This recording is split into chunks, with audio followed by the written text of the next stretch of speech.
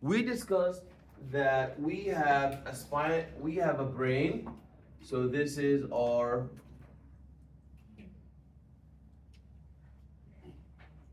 brain, and the brain itself is is made up of three different parts.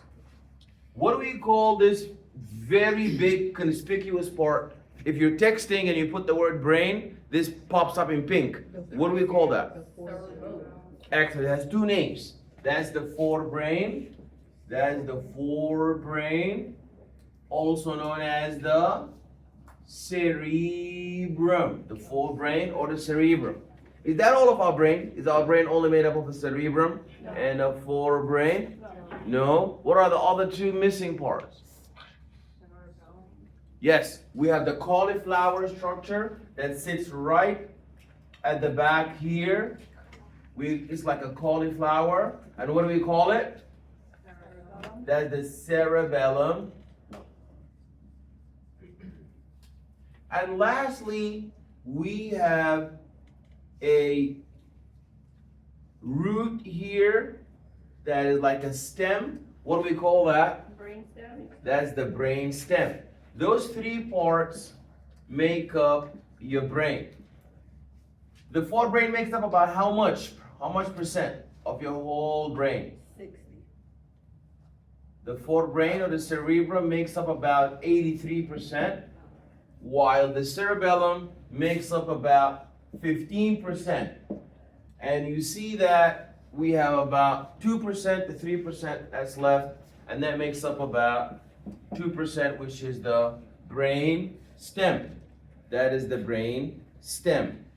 Now, if you look into the brain, you see that it's enveloped by three protective layers. One is so delicate and soft on the contours of your brain. Soft on the contours of the brain. On the contours of the brain. That is the pia mater. That is known as the pia mater. On top of the pia mater, superficially, what do we have? The arachnoid mater. And on top of the arachnoid mater, what do we have? The dura mater. And then on top of the dura mater, there's a bony helmet, a bony casing covering, what do we call that? Skull. The skull. So there is a very big hole in this skull, in this huge skull that protects the brain, and out through this hole comes out your spinal cord. Comes out your spinal cord. What's the name of this hole through which comes out your spinal cord?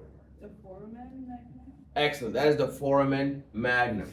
And then we have our spinal cord. And we said that our spinal cord, if you compare it, so now let's look at our spinal cord. Let's redraw our spinal cord. If we look at our spinal cord,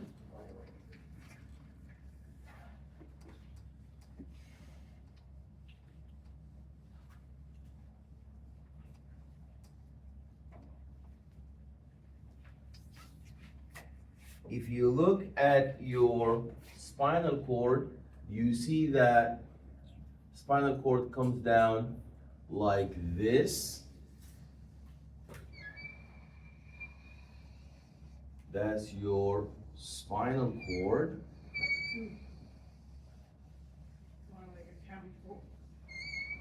That's your spinal cord. And you see that what is around the spinal cord, there is a protective, very strong helmet. The helmet around your brain, what did we call that? That was the Skull. That was the skull.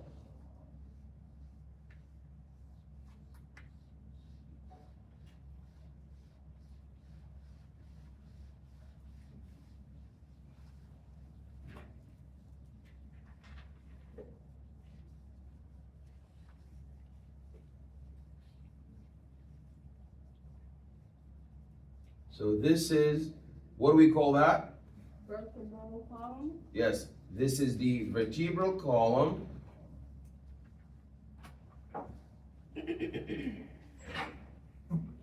That is the vertebral column.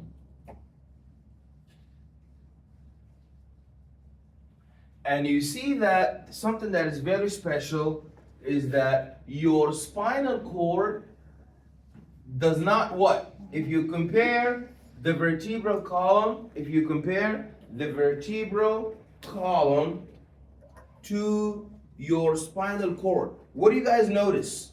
Just by looking at this structure here. This is your spinal cord, and this is the vertebral column. What do you notice? It doesn't reach the bottom. Excellent. So you see that there is a very empty space. So about the last third. So the first third is occupied, the second third is occupied, the first third is occupied, the second third is occupied, the last third is empty. The last third is empty. But is it really empty? No. No. What is coming down from the end of what is coming down from the end of your spinal cord? What is coming down from the end? The cauda equina. So the conus medullaris that some of you just mentioned, where is the conus medullaris? At the top? No. The end? So the conus medullaris is this cone here, the end of the spinal cord. This here is known as the conus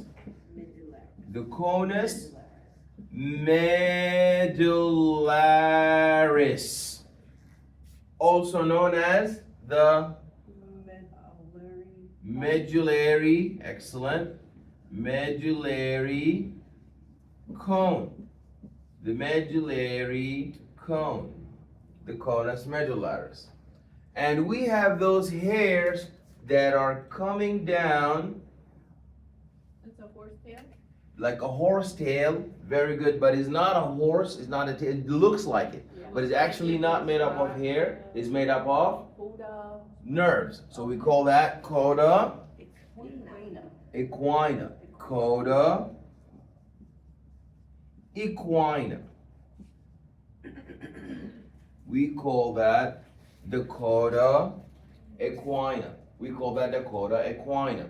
Coda equina means the tail of the horse, but it's not a tail, it's not a horse. These are nerves, they're all nerves. Then something else that we notice about the spinal cord, and that is if you slice the spinal cord, if you slice or cut up the spinal cord, if you slice or chop up the spinal cord, you will see that the spinal cord is actually made up of two horns. It's made up of two different horns. What are the two horns that make up your spinal cord? Posterior horn. So we have, excellent, Which is dorsal horn. we have a horn that is in the back. We have a horn that is in the back. And we have a horn that is in the front. Posterior. So the horn in the back, we call it the posterior. This is posterior, Horn. also known as dorsal, also known as Back. the back. This is a horn, posterior horn, dorsal horn, back horn, same tomato, tomato. And we also have one in the front. This is known as the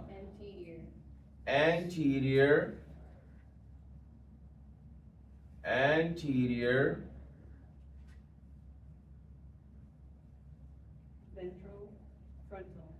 anterior, excellent. Anterior, frontal, and ventral. And you must remember that these two horns have a special function. What's the special function of the posterior horn? The special function of the posterior horn is to, well, it's responsible for integration, processing, and control. Yes, so that's for processing. But what is it going to be processing? The receptors, it's the receptor sensor? Yeah, it's going to be receiving sensation, processing sensory stimuli. Why is that? Because there's two set of nerves that are coming on each side, two sets of nerves that are coming on each side. So it's the input and the output. Very good. Two set of sensory nerves.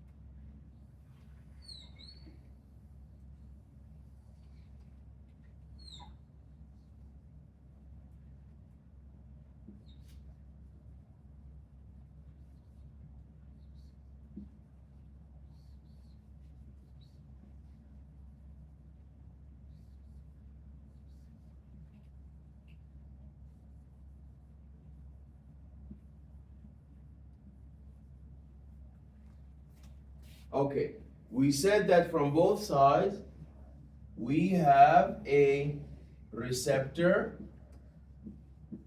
Sensor detector. sensor, excellent, detector, sending in an input that is sensory, that is afferent, and it could be either somatic or visceral, doesn't matter. It could be somatic or visceral, doesn't really matter as long as it's input. On the other side too, on this side we have a receptor, sensor, or detector, and also sending in an input that is sensory, that is afferent, that is visceral, and somatic. Coming in, and then it gets processed here.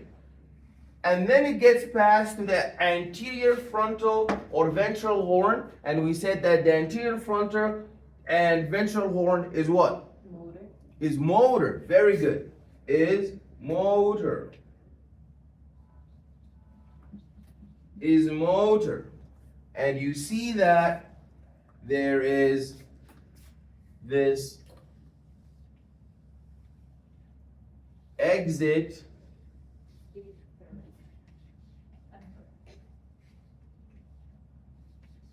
very good.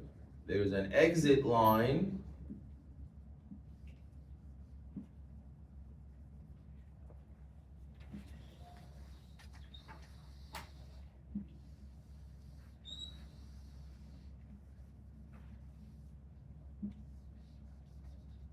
you see on both sides there's an exit line, and the exit line is going where?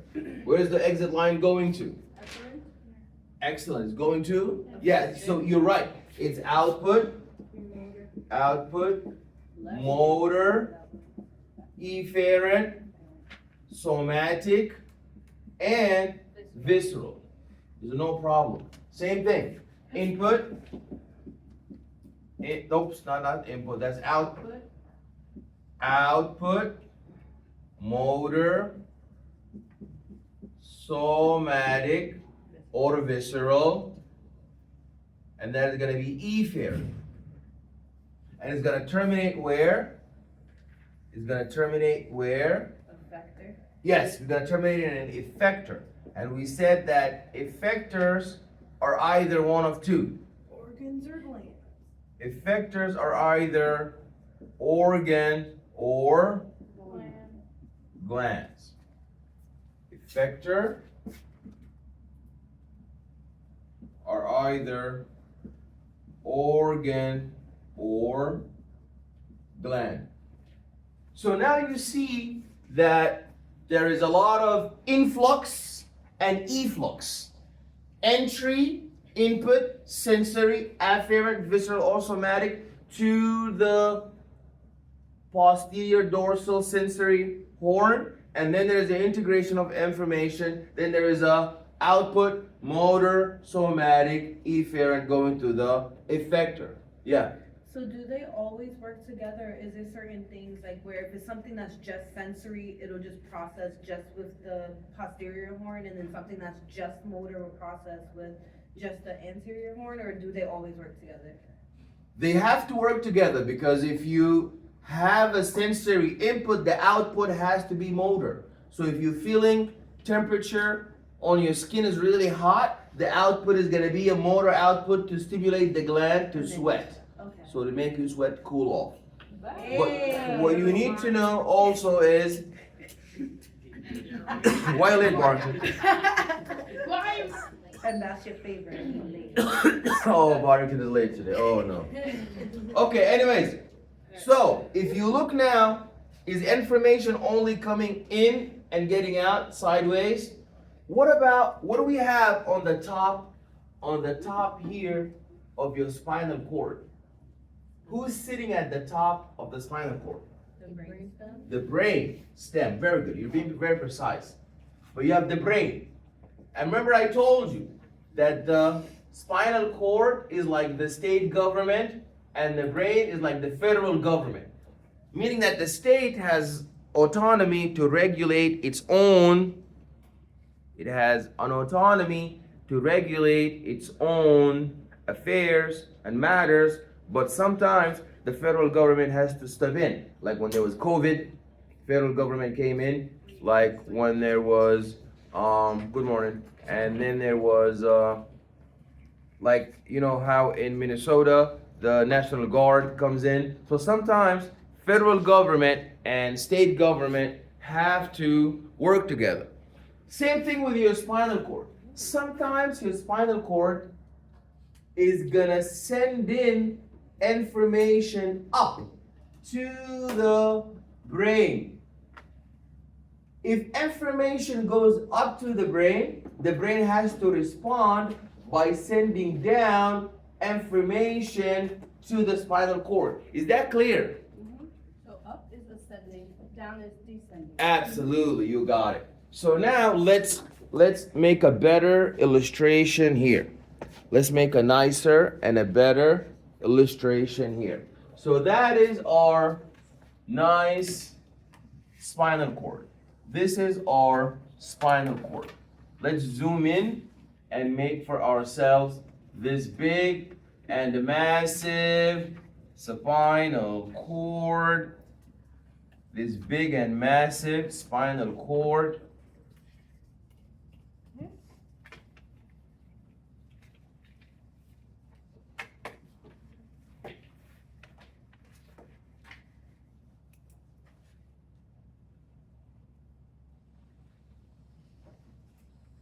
That's the spinal cord. And the spinal cord has its two nice horns. 1, 2, 3, 4. What's going on? It has its two horns.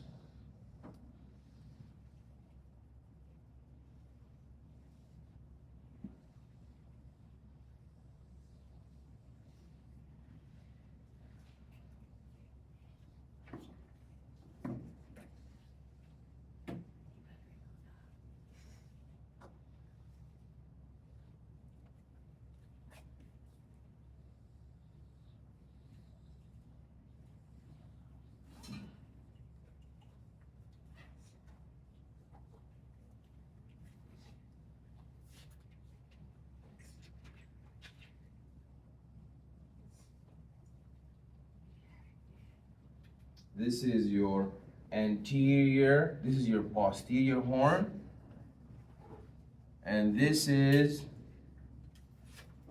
now your anterior horn.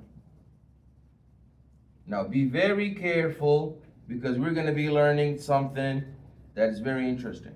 And that is, sometimes the spinal cord has to send up ascending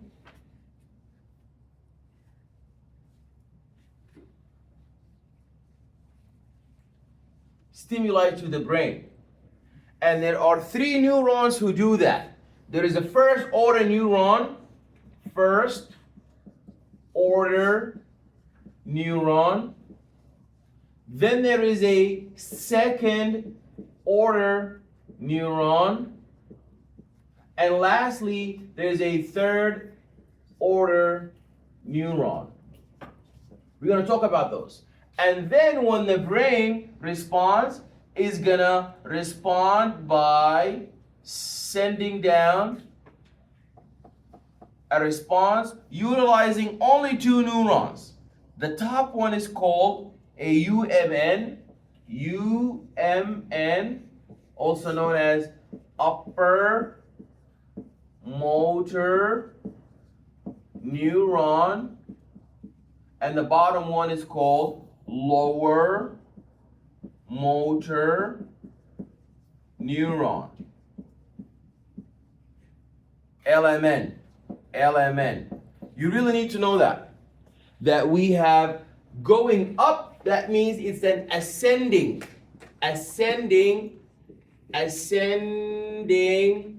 track. The ascending tracks carries information up to the brain, and descending track carries descending track carries information down to the spinal cord. So ascending track begins from the spinal cord and terminates at the brain, while the descending track begins from the brain and descends at the spinal cord. Is that clear? Now, there is one more piece of information that we need to know, that we ascend using 3 neurons. A first order neuron, a second order neuron, and a third order neuron. And we descend using 2 neurons, a upper motor neuron and a lower motor neuron. You really need to know that. And what's missing here that I didn't tell you is that if you're going up to the brain, what kind of information are you going to be carrying on you? Excellent. You're going to because you're going up to the brain, that means you're going to be carrying input, sensory, excellent. Sensory and afferent. Input, sensory, and afferent information, and they could be both very good somatic or visceral. So now we know that. You know, somatic and visceral is which ballroom do you belong to? Are you tough tissue or soft tissue? But the main issue is, are you sensory input afferent or are you more? That's the main issue we're dealing with. Where are you coming from? You need the ambulance. Where are you? Staten Island, Queens, the Bronx, but you need the ambulance. That's the main issue. You don't need the fire truck. So here we need input, sensory, afferent. But coming down, what kind of stimulus information do we have? We have efferent. We have efferent output. We have efferent output and motor. We have motor efferent output. Motor efferent output coming down. Is that clear? So whenever we say ascending, you know first order, second order, third order neuron. Ascending track. Whenever we say descending, we have an upper motor neuron, lower motor neuron. When I say ascending, I mean the same thing as sensory input afferent. And when I say descending, I mean that there is a motor efferent output. Is that clear? Yes. That's very important. Now, we're gonna learn another thing is that the name is gonna tell you what kind of track it is. So for example, if I tell you a New York Chicago flight, do I need to tell you where the flight started, where it's heading? No. So you know it's a New York Chicago, starts from New York, ends in Chicago. Now, how do I tell that a track is ascending or descending? So from the name, if it's ascending, the second word is gonna be something in the brain. If it's descending, the last word is gonna be where it's heading. For example, if I have a tract called the spinothalamic tract, look at the name, spinothalamic. So it begins spinal, ends thalamic. Is this an ascending or descending tract? Descending. Who said descending? Me. So listen, spinal, who said me? Me. Okay, I thought that it's okay. I just thought I heard something over here. Yeah, but it's okay. I looked at you. I didn't do anything to you. So spinothalamic from the name. Spinothalamic. Spinal means what? Spinal. Thalamic means thalamus. So it's going up or down? So it's going spinothalamic, so it's going from the spine to the thalamus.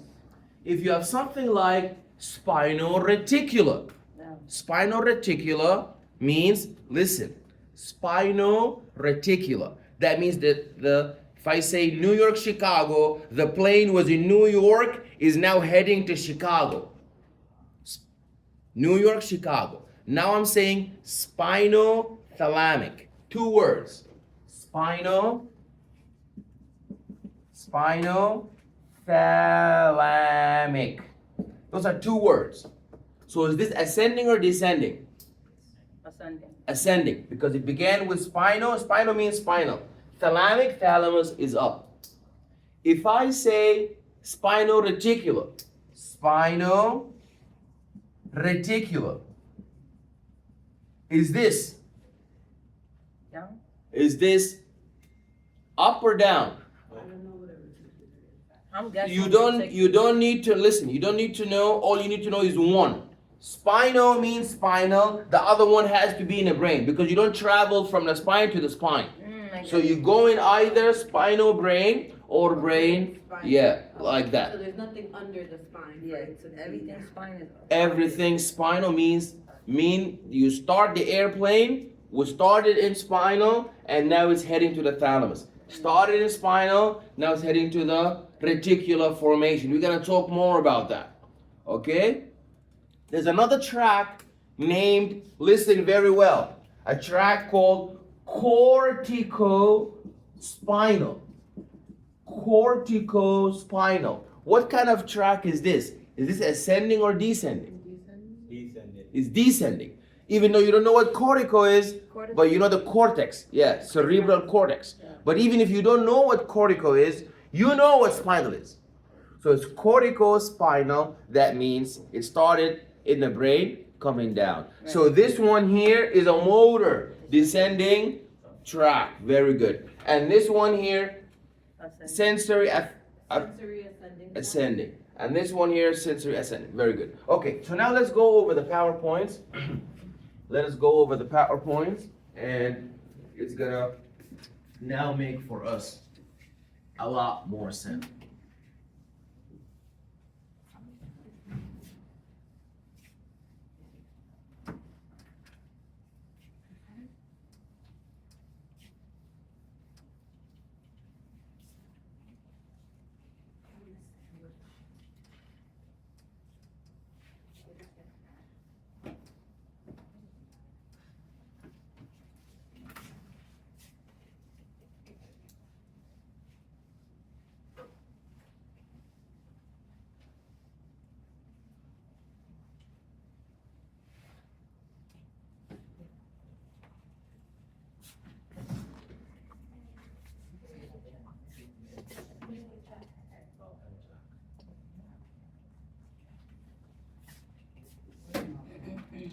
Alrighty.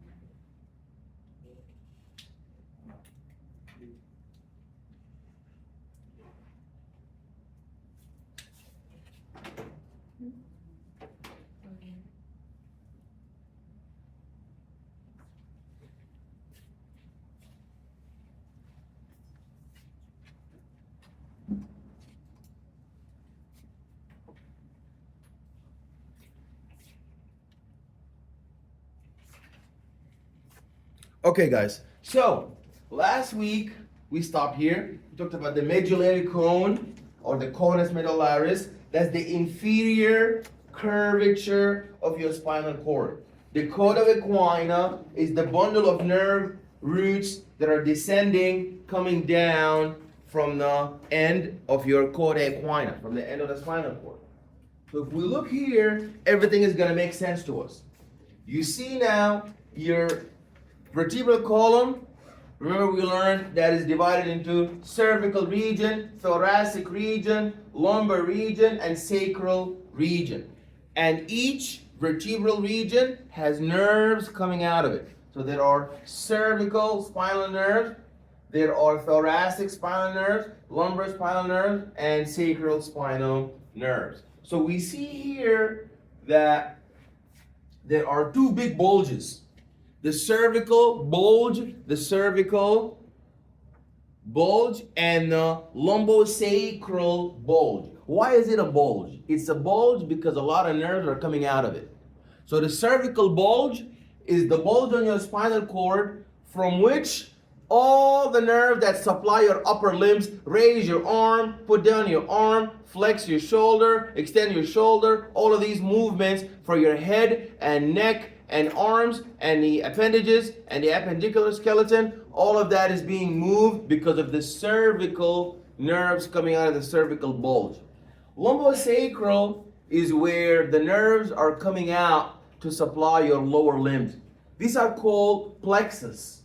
These are called nerve plexus. Plexus. What does plexus mean? Plexus means braid, like a braid, but it's not a hair braid. It's not a hair braid. It's the braid of nerves. So we're going to learn about multiple nerve plexus that come out of the nerve bulges. So we have the brachial plexus. That's the one that moves your arms. Okay? When you look down in your lumbosacral region, you find the sacral plexus. That's the one where the sciatic nerves comes out to enable you to move your legs. Sciatica is the disease, yes. So there's four. So there's four, yeah. Cervical, thoracic, lumbar, and sacral. That's the last one. So we're gonna see it in a little bit. If you look now, those are the nerves coming from both sides. We went over that, remember? So the nerves coming from each side, and others are exiting. Ones are entering the sensory, and ones are leaving. The meninges, we discussed those.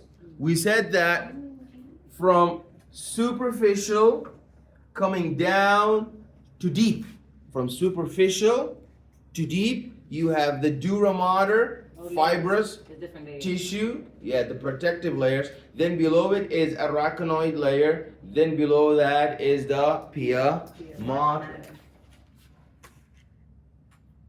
You must understand that the epidural space is a space between the dura and the vertebral bone. We talked about that last time. Remember we said with the epidural injection for the anesthesia, they bathe that whole space with the anesthesia solution in order to numb you so you don't feel the pain. That's the top two layers, right?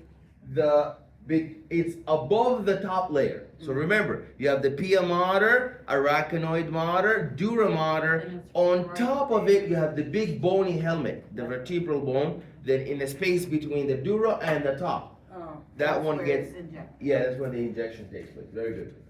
So we have the arachnoid mater. So the arachnoid mater is like the spider mom. Yeah. This is adhering to the dura and is separated from the pia mater by fibers that are spanning the subarachnoid space, and it's filled with the cerebrospinal fluid. So below the medullary cone, that is where the spinal tap. Remember we talked about that. Below the cone, the curvature, that is where they remove and they suck up all of the spinal tap sample. Where the horsetail is? Yeah, exactly. Where the horsetail is, where the coda equina. But you know we say horsetail to make us remember. That's not the name of it. Yeah. If you put that on the exam or say it on a hospital, they're not gonna know what you're talking about. So it's the coda equina. The pia mater is the delicate soft layer that is touching the spinal cord. It's transparent membrane that follows the contours of the spinal cord and they continue inferiorly. And then lastly, there are ligaments that are holding the tensile integrity and the support of your spinal cord. These are the denticulate ligaments and the coccygeal ligaments. They're not that very important to know, but just know that they exist. That your spinal cord doesn't only have the hair tail, the nerve plexus, but there's also denticulate ligaments that hold it in place. This is a cross-sectional anatomy of the spinal cord. So, spinal cord is here. You see the two horns? Anterior horn, posterior horn. You see the beanie that is so tightly wrapping the spinal cord. What is that called? In pink here. Is that not the spinal cord? The pia That's the pia mater. Very good. It's the pia mater. Then on top of it, what's the name of this spider layer here? Arachnoid matter. Arachnoid mater. That's why the area below it is called the subarachnoid space. Then on top of it, you have the dura mater here in red. And then you have the vertebral bones around it. So this is where the epidural injection. In the yellow. This is where the epidural is where the yellow is. There's a lot of fat, but we still bathe that area. Yeah, you're right. Very good. And where is the spinal tap performed? In the blue space. Blue space. Very good. In the blue space. Very good. Okay. Now this is I have a question. yes. When they do the epidural and like obviously they're doing the anesthetics and stuff like that, why does it still hurt after? Because once you In my back? enter once you puncture, that's trauma. Oh my God. This tissue has been traumatized with the injection, and the cells have died, and the tissue has been undergoing some transient form of necrosis and tissue damage, but it will heal. It's not something that is bad. But there's gonna be redness, pain, heat, Oh, when it rains. swelling, and loss of function. That is a diffuse, vague pain, and then it's gonna go away. Oh, yeah, you It's been Yes. 10 years, okay? Wow. Step on your back. It's okay. It's gonna get better. No problem. Yes. You jump on the back. The horn, right? Mhm. It run right through the spine. Which one? The horn, anterior and the. Yeah. So imagine this is a hot dog. When you slice the hot dog in half, you see that there is it's all same, uniform. But this spinal cord is all through. No matter where you cut, you will see that. The same. The same is going down all of the spinal cord. All of it is part of its integrity. It's part of the spinal cord structure. No matter where you slice the spinal cord in half, you will see the two horns. Okay? Gray matter and white matter, that's very important for you to understand, is that gray matter is where we have the axons, that's where the computer, where the processing and integration, the horns, the cell bodies of the neurons. And the white matter is where you have the saran wrap, where you have the white myelin sheath, and those are the supportive cells like the oligodendrocytes and the Schwann cells. We talked about a debilitating disease where your own immune system has amnesia. What's the name of the disease where your immune system has amnesia? Doesn't remember self from non-self. Something sclerosis. Multiple sclerosis. Yeah, excellent. MS, multiple sclerosis. That's where antibodies are sent to destroy your myelin sheath, and the myelin sheath cells, the oligodendrocytes themselves, get damaged. The oligodendrocytes themselves get hurt, so they're not able to do their function. Who can give me another example of your immune system destroying something that is useful? Yeah. Oh, that one. Lupus? Or How about diabetes? yeah. So in diabetes type 1, your own beta cells of the isolates of Langerhans of your pancreas, they get damaged by the immune system. Autoimmune diseases? Autoimmune diseases. Like psoriasis on your head? All of those, yes, those are all examples of your immune system damaging because it has amnesia. Right. Autoimmune, amnesia, doesn't remember who's self, who's non-self. There's also a problem with your immune system where it becomes overactive. Now it doesn't have amnesia, but it's overactive, meaning it's so like exaggerated, like something so sweet like nectar. I mean, how sweet is nectar? You know what is nectar? Nectar is sugar. That's why the bees are all over the nectar, because it has sugar on it.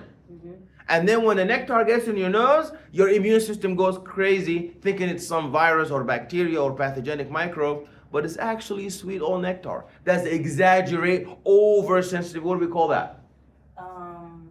What was the other one called? The one you just said. The opposite of that. Autoimmune? No, that wasn't the opposite. Autoimmune is like when the immune system has amnesia. Now we're talking about the immune system being overactive. That is called hypersensitivity. Hyper, like asthma. I say like eczema. My son's Those eczema are is all overproduction of skin cells. Hypersensitivity. There's also an example where there is undersensitivity. Now, it doesn't care. You're sleeping. The viruses are creeping up on you, the bacteria, the microbe, the fungi, the pathogenic, these causing microbes are in there and is acting like is nothing really, nothing to worry about. Is that like that disease that people, their skin, they're allergic to water or they can't, they're flaking skin and it's burning them? Whenever there's allergy, that's hypersensitivity. That's an example where your immune system, an example of your immune system when it's under active, when it's lazy, when it's hyposensitive, not hyper. What do we call that? That is called immunosuppression. Like AIDS. What's No, another example? AIDS, or also people who take corticosteroids, like for the asthma. What happens is your immune system, I have not. there is fungi in your oral cavity. Now, in your oral cavity, you don't see, if you look in the back, you don't see any fungi. It's there, but you will not see it because your immune system keeps it in check. But if you take the corticosteroid medication, the inhaler, what does it do? So if you have asthma is your hypersensitive. So now we want to shut down the immune system. So you take the inhaler, the corticosteroid, and it does shut down your immune system, so you're not as hypersensitive. Yeah. But now you become hyposensitive. So now in the back of the tongue, you see some white called oral thrush. So these are different varieties of how your immune system. But now we're concerned with your immune system destroying the myelin sheath. We talked about the two horns. The posterior horns, the dorsal horn, they receive sensory nerve fibers, and they synapse with the interneurons. With the interneurons, what are interneurons? What are interneurons? That they connect, such, right? So interneurons are neurons that mediate within your central nervous system. Remember, I gave you an example. When you call 911, that's a phone line going in. And when 911 called the ambulance or the police or the fire truck for you, that's the outgoing line. But it's not always like that. It's not like a line coming in and a line going out. Sometimes the center, they call their own self. So for example, 3rd floor homicide calls 2nd floor robbery, call 3rd floor theft, call 4th floor the check fraud, whatever. So they can call their own self, right? Those are called interneurons. So your own nervous system, your brain, your spinal cord, not like it only has a phone line coming in, input that is afferent sensory, a line going out, output motor, efferent. No, they have another line happening within. We call that an interneuron. Okay. So we have the cross section of the spinal cord, the lumbar section, and this is the lumbar puncture. The lumbar puncture, we said, this is where we install the anesthesia right in a space between what? Who knows? Between the anesthesia, not the The epidural, right? arachnoid Yeah, the anesthesia is the Oh, epidural. yeah, yeah. Arachnoid matter? Yeah. Between, nope, not the arachnoid mater, that is the spinal tap. The bones, dura mater, and Oh, the fat space in between the dura mater and the surface? Between the dura mater and the vertebral column, the one that is protecting your spinal cord. Now, these are our spinal tracts. We talked about those. We have ascending tracts and we have descending tracts. Ascending tracts carry sensory information. And you can tell from the name what kind of name, because always if you're ascending, you begin from the spine, you end in the brain. If you're descending, you begin from the brain, you end in the spine. Yeah. So they carry sensory information, they're ascending. Descending, they carry motor information. Now we need to introduce what is decussation. It's very important to understand the concept of decussation. Now, let's say you and your friend have a trip. You're going from location A to location B. Then from location B, you go to location C, and you end up where you want to go. That's you. Your friend started off with you. Started off with you from A. Then when they got to B, they switched. And you went to C. And then all of you guys met at E. When your friend got to B, they switched. They switched and they went into another station called F. And from F, they went up and they got to E. So what happened here? Both of you ended up in the same place.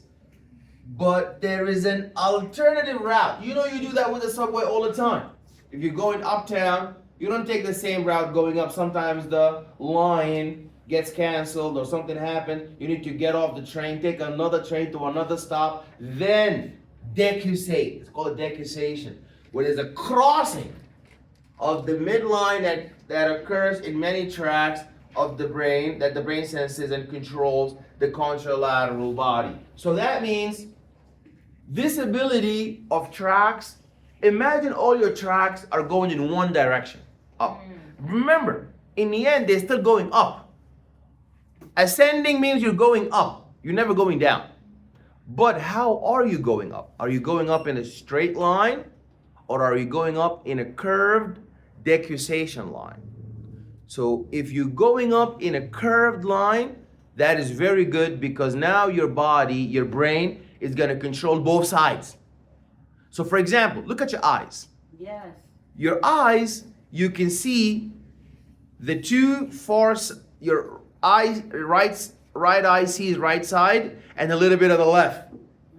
Left eye sees the left side, a little bit of the right. It's not like the fish. Right side only sees right, left side only sees left. We have shared vision. Same thing with the ascending neurons. Shared sense. Your brain is able to receive, the right side is able to receive sensory information from right side and from left side. Do you get it? So let's look at your brain. Let's say that this is your left brain and this is your right brain. Let's assume, your brain is two half globes. Your brain is made up of two half globes. That's the first half, and that's the second half. This is the left brain, that's the left side of your body. Is that clear? That's your right brain, and that's the right side of your body. Do you get it? Yes. Left brain, meaning the sensory information goes from the left side to the left brain. Decussation means left-sided body information travels and goes to the right side. Yes. For an example, the accusation, like pianist, they say I play piano. When I'm playing on my left and my right, I'm focusing on this, but my brain is like still on my left. You know what I mean? Like, what I'm trying to say is, everybody has the same amount of the accusation. Like, is some people's more than others? Can they control it more than others? No. This is for your own brain's ability That's what I'm to saying. receive sensory information from both sides. So for example, I hold with my left hand this eraser. I feel it, my left brain feels it. If my left brain, God forbid, has a stroke, is not working, I'm still gonna feel it. Why? Because some sensation is not 100% going up to the left. Even though it's my left hand, is not only going to the left side. Some of it is coming from the Some of it is decussating going to the right side. Same thing for the right. Right. Some of it is going up to the right, and some of it is decussating to the left. Right. So this is the ability to decussate gives your brain the ability to control contralateral. But some people can't have, like I said, some people have they're weaker on certain sides, like you said, because of a stroke or because of something. So if And you they have a can't- stroke, on the right side, some people have a stroke on the right side, they cannot move their right side because the track was ascending unilaterally. It's called ipsilateral. Ipsilateral meaning you're going to the right on one direction. Ipsilateral. Contralateral means the opposite side. So somebody can have a stroke, God forbid, on the right side. You see that their right side is not moving. Another person has a stroke on the right side, now their left side is not moving. How come? Is the right side for both? Why is one, even though both have a right side stroke, one can't move the right side and one can't move the left? It's because the one who can't move the right side, the injury was on a track that goes ipsilaterally up. Ipsilaterally meaning when the origin and the destination are on the same side. Please put your hand down. Let me finish all the information. Then I'm going to ask you if you have a question, follow up. Let me finish the concept. Ipsilateral meaning you going up the same direction. My right hand, my right foot, my right heel goes up ipsilaterally, going up to my right brain, ipsilaterally. Contralaterally, it means that on my left foot it travels up and crosses into my right brain. So ipsilateral means you're on one side going up. Contralateral, it means you're from one side crossing to the other. So if you have a stroke on your right brain, you can move your right side of the body. That means it's a ipsilateral stroke because it's on the same side. If you have a left-sided stroke and you can't move the left side, that's a ipsilateral stroke. If you have a stroke on the left side, but you can't move the right side, is that ipsilateral? What do we call that now? That's contralateral. If you can't move, if you get a stroke on the right side, and you can't move the right side, is that ipsilateral or contralateral? Ipsilateral. If you have a stroke on the right side, but you can't move the left, is that ipsilateral or contralateral? Very good. Any questions? Yeah. It wasn't so much of a question, but more like answering her question. Basically, it doesn't matter because it just, like, our bodies have the ability to do both, so it doesn't really matter. Like, there's not a, people can do more or less of it, your body can just do both. But it says here, people that do play music, right, they're using both part of your brain or whatever. It does enhance and it strengthens the functional strength of existing white matter. Like, So God like that's forbid what they if they say. have People that play music have a higher IQ. Like if they catch a stroke, they might Okay, not. I don't know. I don't do music. I don't know I'm about just music. saying. Okay, we're not doing music here. Yeah. So I don't like music. I don't do music. So let's stay here. I have a question. Yes. Does this make sense? I thought I learned in psychology that Mm-hmm. the right side of the brain responsible for the left side of the body, and the left side of the brain responsible for the right side. No, not entirely. There is shape. Remember, like I told you, with the vision, your right eye sees the right side, but a little bit of the left. Your left brain sees, your left eye sees the left side, a little bit of the right. Same thing with your brain. It's not like the right control the left or right control. No, they have a ipsilateral and contralateral. Okay? So it's not like, no, it's not like one for one. No, they do both. Okay, so everybody look here. That's our descending tract. That's our ascending tract. And you see those nerves. You can, I didn't put an arrow in here, but you can tell me, this nerve, are arrows going in or are arrows coming out on this nerve? And out. In. Out is on the bottom. You see? Well, we erased it. We said that we always come from the back. Sensory information comes from the back. It gets processed and then it exits to the front. So both sides. Information sensory comes from the back, posterior, dorsal side, and in the front, the information exits as a anterior. Okay, ascending tract. Remember, the first order neuron, the second order neuron, and a third order neuron.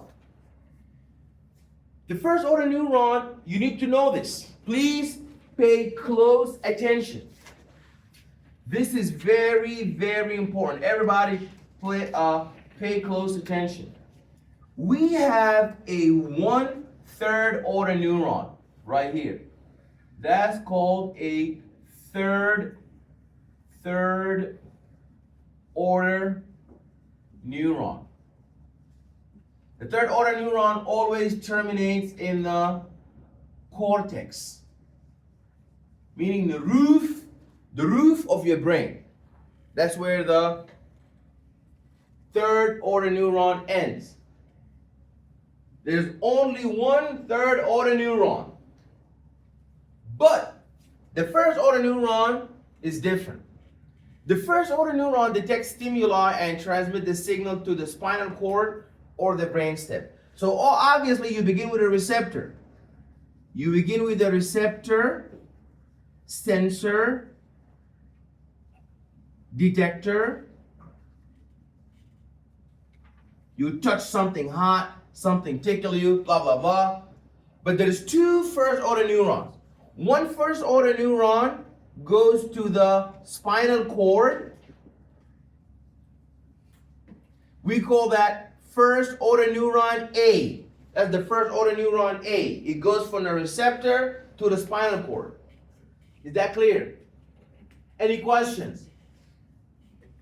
There is a second first order neuron.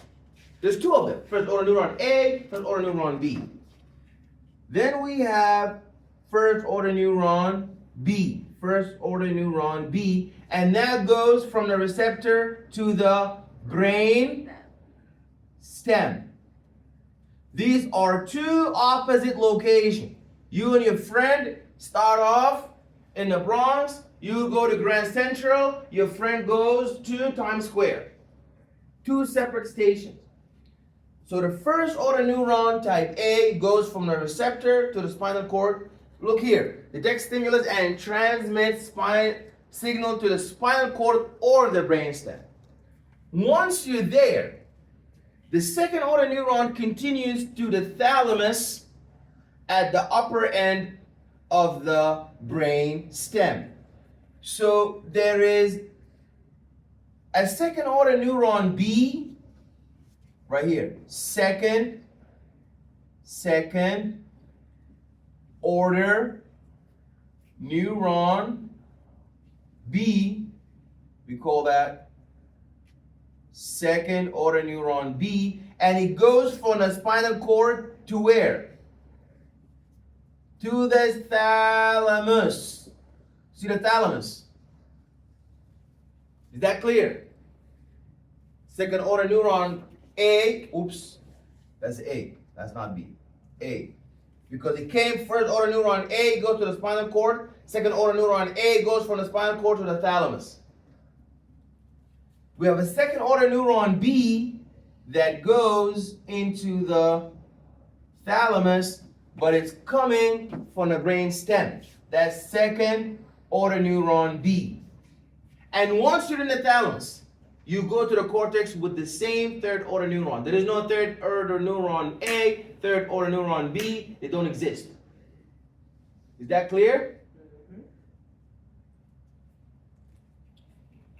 So now that's our ascending tracks. We have an ascending track. It can take one of two routes.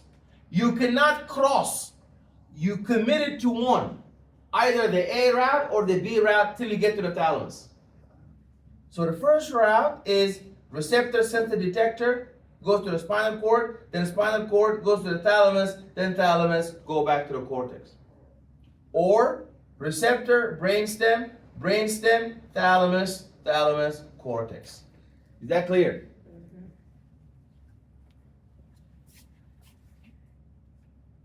Now those are tracks that we all need to familiarize ourselves with. From the name, spinothalamic. Is this going up or down? Up. From the name, spinal, thalamic brain, we're going up to the thalamus brain. This spinothalamic tract is telling you, what does it do? It carries signals for pain, pressure, temperature, light touch, tickle, and itch. Clear? Is that clear? And it shows you now, everybody look here, which one is ipsilateral and which one is contralateral. This track here, is it ipsilateral or contralateral? Left or right? I can't see. This one where my mouse is. The one on the left is. The mouse is not showing? No. Wow. The one on the left is ipsilateral, Yeah, what she said. and then the one on the right is contra. It's not even. How about now? Yeah. Okay. So the one here, this one is Contra. ipsilateral, going up on the same track. But if you look here, Yeah. there is a, what do we name this? Crossing. Yeah, crossing at the midline, very good. But what's the name of the process? Begin with a D. Decussation? Decussation. Decussation. Very good, decussation. Now, These words are gonna get me. if you see here, now we're going up to the thalamus, from the brainstem to the thalamus, the third. And lastly, you see a third order neuron? The third order neuron is always between who and who? Thalamus and cortex. And the cortex. Very good, very good. You see now? Now look at this track. Spinal reticulum. Is that ascending or descending? Ascending. What does it do? It carries pain signal. Okay? And if you see now, we have spinocerebella. That's going to the cerebellum, Brain. to the cauliflower. Remember the cerebellum? So from the name, spinocerebella, meaning from the spinal cord and the cerebellum. Now, we're talking now about descending tract. We're finished with ascending tract.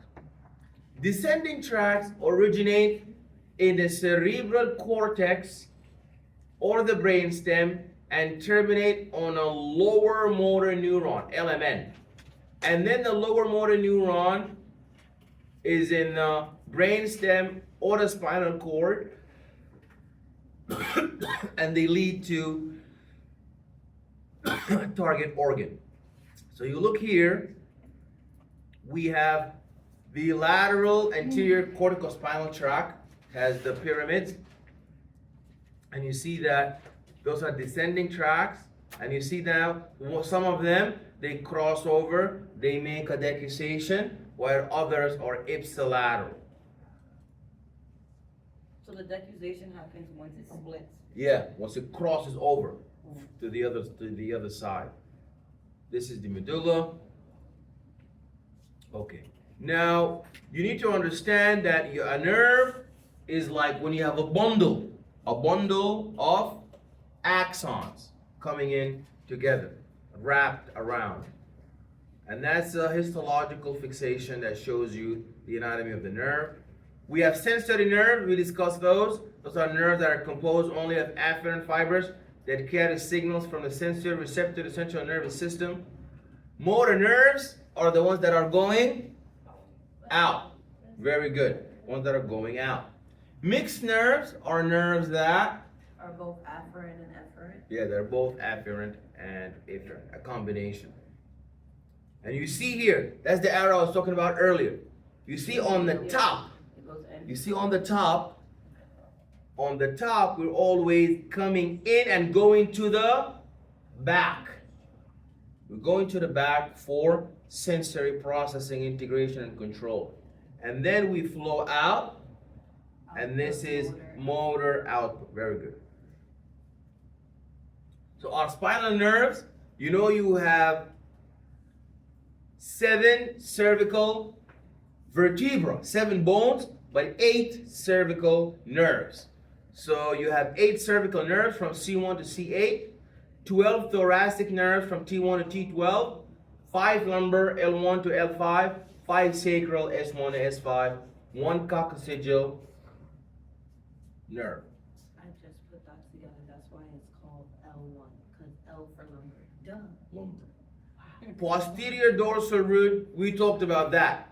Sensory input to the spinal cord contains the neurosoma, and then the anterior ventral root is motor output out of the spinal cord. There's 6 to 8 rootlets that leave the spinal cord and converge to form the anterior root. So the coda equina is formed from the roots arising from L2 to the coccygeal one. Yeah. Does body type or height matter as far as that? Like someone taller would have more vertebrae or anything? Oh no, absolutely not. You have the same number of It'd be vertebrae. the same unless, like, Yeah. God forbid there was a deformity or something where you wouldn't have it, then that would be the case where. Yeah, Scoliosis, but we and all then have the take it same. off and put rods, steel rods. Yeah, this is to repair, to like fix it up, straighten it up. This is the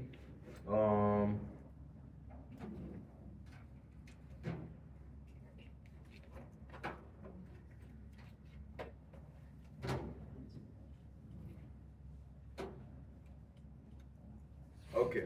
You see those are the spinal nerve roots and plexuses. What do we say plexus stand for? Those are the braids of nerve that are coming out to supply. What is the use for nerves? Nerves are there to supply the muscles. Now you see that there are branches of the spinal nerve in relation to the spinal cord. You see now this is the point of entry of 2 spinal nerves into the spinal cord. And you see there are multiple rami. These are the locations from which the spinal nerves are entering and exiting. Now you need to know some very important diseases like shingles and chickenpox. Chickenpox, or a varicella zoster virus, is causing a pathogenic infection where there's an itchy rash and the virus is gonna remain resident sentinel in the posterior root ganglia. But it is really not harmful because the immune system is keeping it in check. But you need to know, in varicella zoster, in chickenpox, where does the virus reside? Is unit in your immune system? Or in your blood? The root ganglia? Which one? There's 2 root ganglia. Posterior. There is posterior and anterior. It's in the posterior root ganglia. Sounds like a very good, important question. Yeah. No, I'm saying it's in the back. It's in the posterior horn. Ah, Horn. Root means horn. The back of the horn. Yeah, in the back horn, not in the back of the horn. Oh, the back. In the back horn. That we see red over there. Like It still lives there. The virus stays there. Yeah. so shingles is basically you getting chickenpox again because it was dormant in there and then. Shingles is a separate virus. That's the herpes zoster. That one is the varicella virus. That's the varicella zoster. That's the herpes zoster. What happens is you have a localized disease that is caused by the virus that travels down the sensory nerves, not the ganglia. It's not in the root. It's not in the horn. That one is in the nerves, in the sensory nerves by a fast axonal transport. So that means the nerves that are going to the varicella chickenpox is the red horn. The virus is in the red horn. The nerves going to. But in the shingles, herpes zoster is in the input nerve sensory afferent nerve that is pointing in. That's where the virus lives. Some virus live in the horn, some virus live in the nerve. So the shingle herpes zoster lives in the nerve, while the varicella chickenpox lives in the actual horn. Question.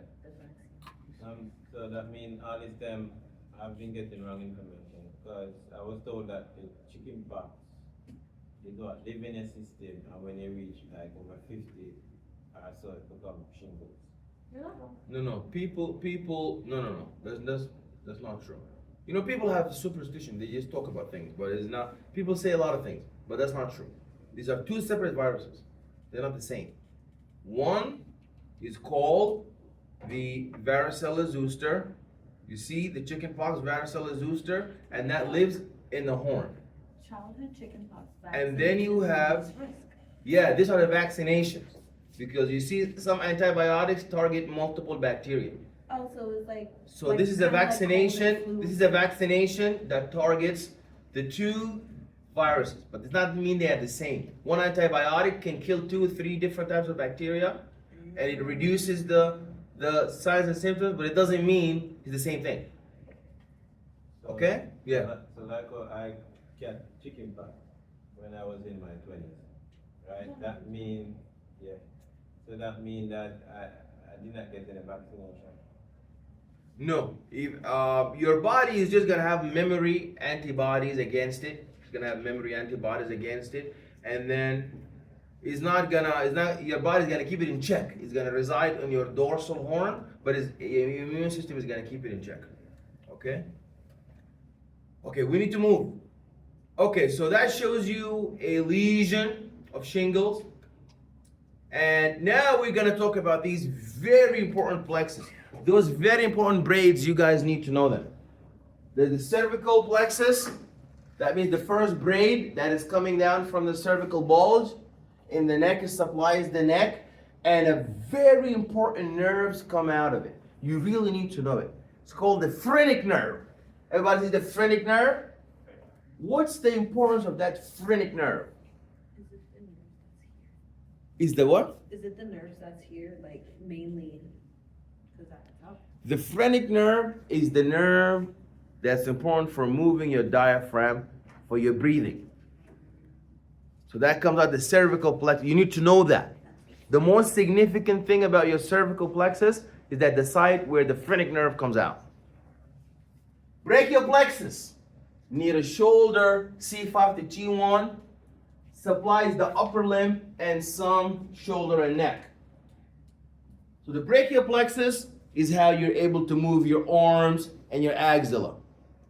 If you put crutches under your arms for too long, you cause trauma to your brachial plexus. You get it? Lumbar plexus, that's the plexus that supplies the abdominal wall, your thighs, and your genitalia. Sacral plexus, S for S, sacral sciatica. Sacral sciatica. So the sciatic nerves comes out of the sacral plexus. Cervical plexus, cervical plexus. What's the name of the most important nerve that comes out of the cervical plexus? Phrenic. Excellent. And the phrenic nerve is responsible for Controlling your diaphragm. your diaphragm, which is important for a biological breathing. Excellent, very good. And we have the brachial plexus is important for what? The brachial plexus is important for? I just said it. Oh. When you put your arm, and when you put the crutches for too long, if somebody hangs on the crutches for too long, they get damage to which plexus? Brachial plexus. And we have the You like a cramp and you gotta let it go. if you damage it for too long, causes trauma. And then the lumbar plexus, that's where your abdominal and genitalia.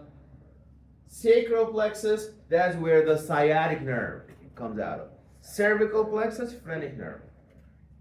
And sacral is the sciatic nerve.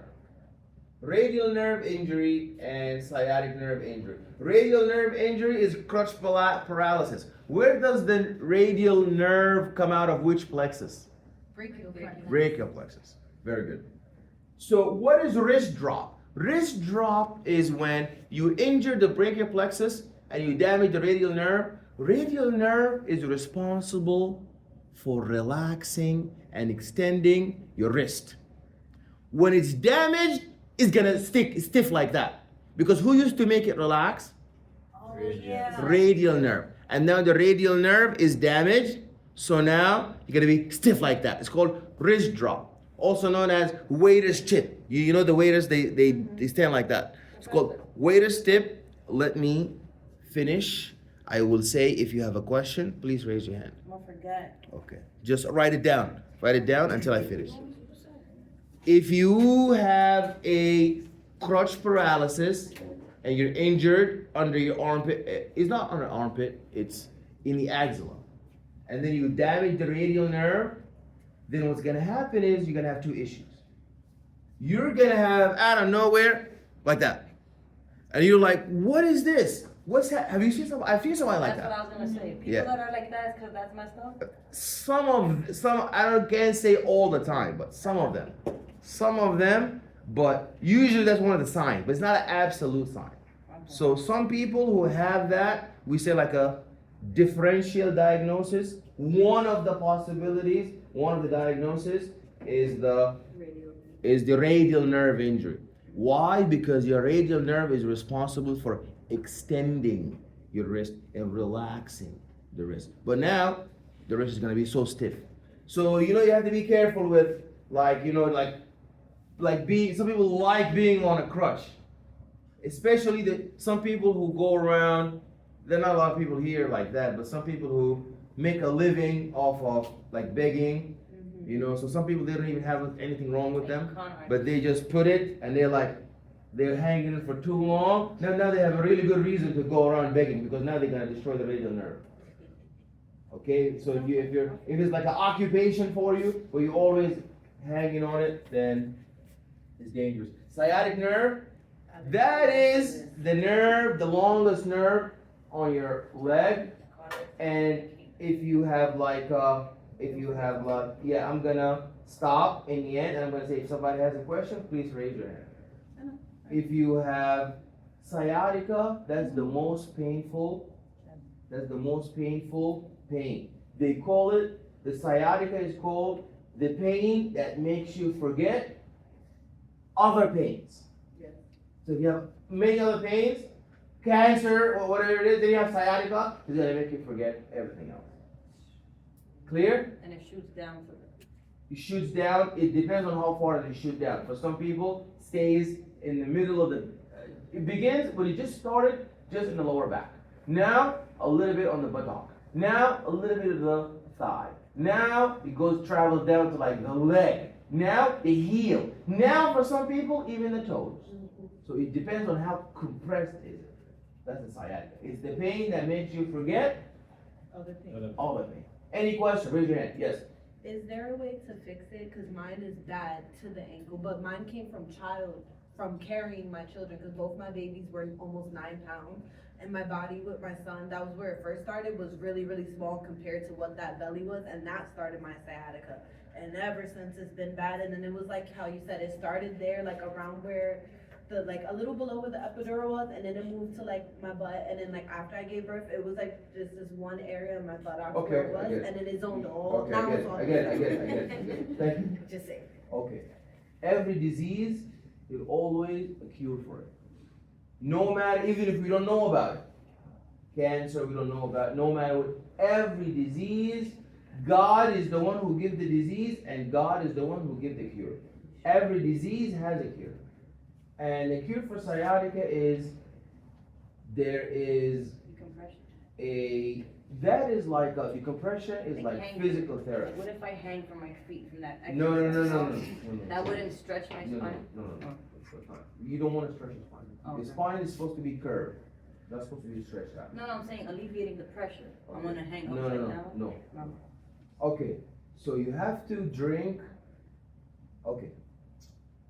In the desert, there are goats that don't eat like the plants that are here.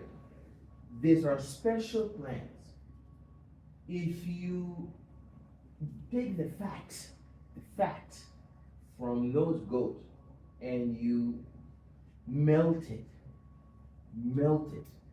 and you, in the morning when you wake up, you drink this fat is gonna squeeze between the vertebra and gonna restore it. It's gonna coat it. Kefir? Is it kefir? I have no idea what kefir is. It's the goat, it's like goat yogurt. Or Yogurt, like goat milk. Where's the yogurt, brain from? milk, I'm from Sudan. Sudanese. Okay, question. Yes. Okay, the sciatic nerve, right? Is it at the back? I have it too. I feel my leg numb now. No. In few years, you're gonna see Professor Kadir. You mean to help you fix it? I can't. Don't listen to those TikToks where they put something on your neck and pull it up. They are liars. Because your back. No, don't do it. Because when I saw it, I knew it was wrong. Because your spinal cord, your vertebral column, is it supposed to be straight? No. It's not. It's supposed to be. It's supposed to be curved. If you're trying to straighten it up, you gotta destroy it. So you're saying I don't have bad posture, that's what you're saying. Okay? Alrighty. Okay. How about yoga? You believe in yoga? Yoga, why not? Oh, that's the Okay. devil. Derma, no, not yoga, as long as there's no music. As long as there's no. the devil? What you gotta Yeah. just. Why you don't like music? Come on. Because music is the flute of the devil. But Anyway. what about Right, Sheree? You can't say that. the gospel? I can't say that. Okay, alright, go listen to music. Go. No, Go right now. so you drive in the HOV lane in silence. No, I drive in the HOV lane listening to the Holy Quran. Okay. Amen. Amen. Okay, anyways. Now, last thing. Shh. Reflexes. What are reflexes? Reflexes are number one, involuntary. Like when you hit the tendon, the patella tendon with a hammer, your patella tendon is not gonna say, hey, listen, you think it's a good time for me to contract and have. No, it's gonna happen without your control. You're gonna It's press it up. involuntary and it needs stimulation. Your patella tendon is not just gonna start to kick out for no reason. It needs to be stimulated first. Number two, Wait, no, that's not true, because I was a transporter in the hospital and people would die and the nerves are still alive and they don't move. Rigor mortis? Yeah, like, I was like, oh, hell. no, that's not a reflex. Oh, so. That is not a reflex. That's just the nerve Oh, it was alive. being, because there's some neurotransmitters still in your body. That's not a same thing. Then reflexes are quick. The knee tendon reflex is so quick. It's not slow. And it is involuntary. You have no control over it. And that's stereotype. Stereotype meaning they happen the same way over and over again, no matter when you do it. It's not like when you stimulate your patella tendon in the morning, and when the night comes, you hit it and say, well, we only do that in the morning. They do it all the time. The reflexes are stereotypes. They occur essentially the same way every time. Okay. Now that shows you the reflex arc, and here you have to see. Look, you stimulate the tendon. What kind of receptor is that? Proprioceptor. The proprioceptor is an afferent input sensory neuron that goes, you see here, it goes in the back. Yeah. It goes in the back dorsal horn. Then you have in the front comes out the motor efferent response to the quadriceps femoris, causing the effector quadricep to contract. And that's fast. See, those are the proprioceptors that initiate this process of stimulation, the muscle spindles. Those are the neurons. Now I want to go over this reflex that shows you exactly what happened.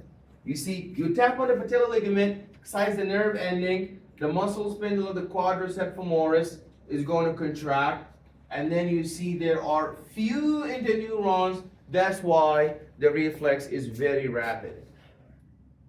Now this is the flexor reflex. This is a very interesting reflex that you need to know.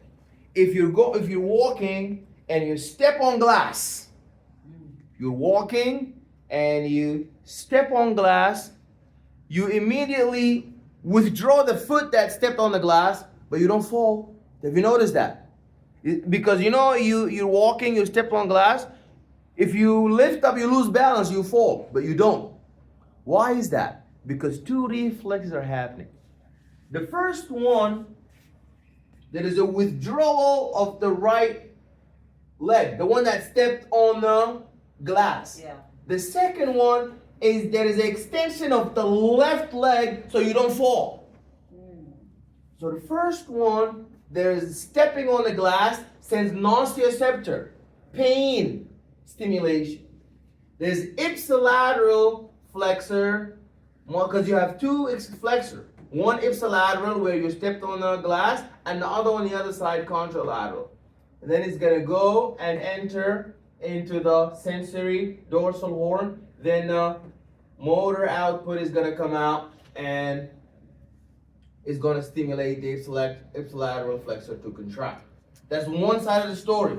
The other side, I don't need to fall. So what happens is the contralateral motor neurons excite the extensor. And then the extensor is going to cause the contralateral extensor to contract so that it holds you in place and you don't fall. Professor, so when people are clumsy, you see when they say, oh, you're clumsy, bumping into stuff. Is it because it's not like you're not as, your reflexes is not on point as much?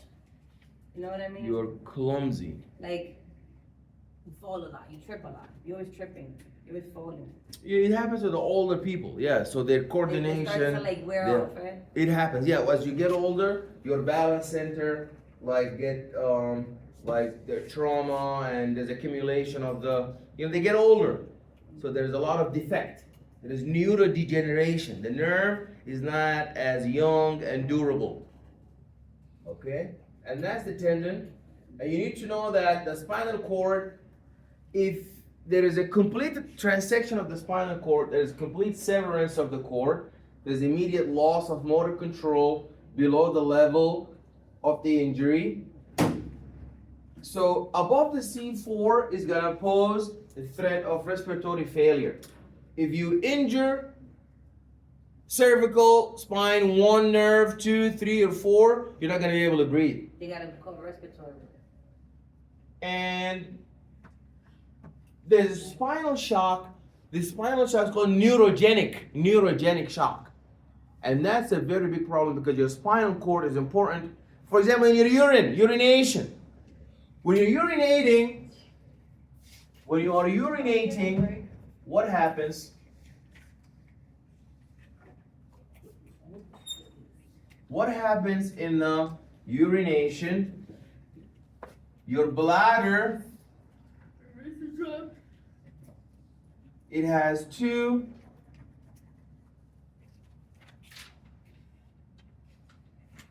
your bladder is full of urine, and the bladder has two exits.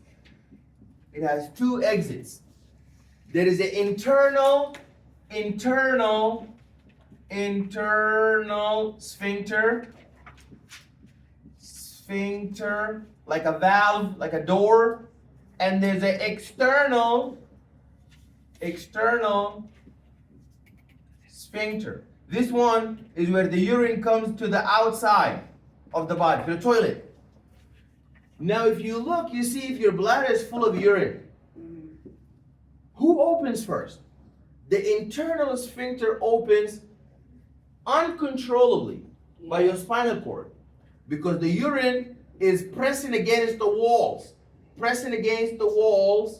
of your bladder. The urine is pressing against the wall of your bladder. So that goes to your spinal cord, and the spinal cord relaxes the internal sphincter. So the urine comes out, But does this external one open? It can, that's when you can't hold it no more. It doesn't open because the external sphincter is under your cerebrum, your forebrain. That one will understand, hey, although I have a lot of urine, I'm in class, I'm not gonna urinate in front of everybody. Let me walk to the bathroom. Let me close the door on myself. Let me sit on the toilet, for example, and then you open the external sphincter. But that, after a certain while, you have like an X amount of time. For females, is very short. Yeah. For males, is very long. That's why there is a ability to contain a lot of urine. But for the females, especially children, children, the bladder, the sphincter for that is called the urethra, is so short that there is so much urine pressure that it opens up. Yeah. Uncontrollably. Even for females, sometimes males who are very old, like 75, 80, now that's too much pressure. Yeah. They're so old, they cannot control the external, so they have urinary frequency, urinary dribbling, urinary incontinence, urinary urgency, and then they urinate. Yeah. When people are pregnant, and women after they give birth, you can have 4 kids, whatever, years later. A lot of women complain that they sneeze or they laugh and the pee will come out, and it's because that's weakened, right? Because of so much pressure. Is not weakened, but usually for females, the space in the urethra is shorter. So usually if you void, that's why it's good to always go to the Yeah, bathroom. don't hold it. Yeah, don't hold it, yeah. Because then it'll be uncontrollable. Okay. Okay? Sir, Yeah. I really don't want to miss a moment of the class. Okay. So I'm asking, could we get a 5-minute break? Okay. Break. Alright, go get your 5-minute break. Thank you. Thank you. Alright, and we come back for the brain.